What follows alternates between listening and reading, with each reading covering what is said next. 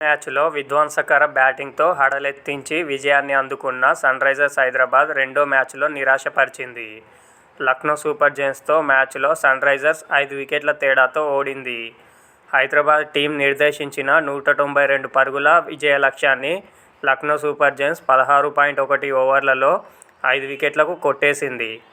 ఆ జట్టులో Nicholas Pooran, Mitchell Marsh విధ్వంసకర ఆటతీరుతో చెలరేగడంతో సన్రైజర్స్ బౌలర్లు వెలవెలపోయారు.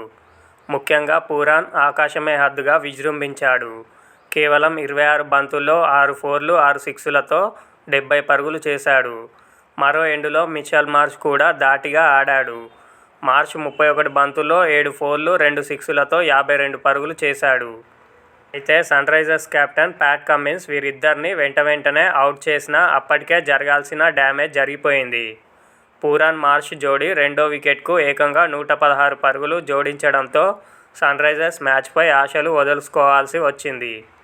లక్నో సారథి రిషభ్ పంత్ 15, ఆయుష్ బదాని 5 తక్కువ స్కోర్లకే అవుటైన అబ్దుల్ సమద్ 8 బంతుల్లో 2 ఫోర్లు, 2 సిక్సులతో 22 నాటౌట్, డేవిడ్ మిల్లర్ 13 నాటౌట్ మిగతా పని పూర్తి చేశారు. సన్రైజర్స్ బౌలర్లలో Cummins 2, Shami 1, Zampa 1, Harshal Patel 1 wicket తీశారు. అబ్దుల్ సమద్ గత సీజన్లో సన్రైజర్స్ తరపున ఆడిన ఆటగాడే. వేలంలో అతడిని సన్రైజర్స్ రిలీజ్ చేయడంతో లక్నో సూపర్ జెయింట్స్ కొనుక్కుంది.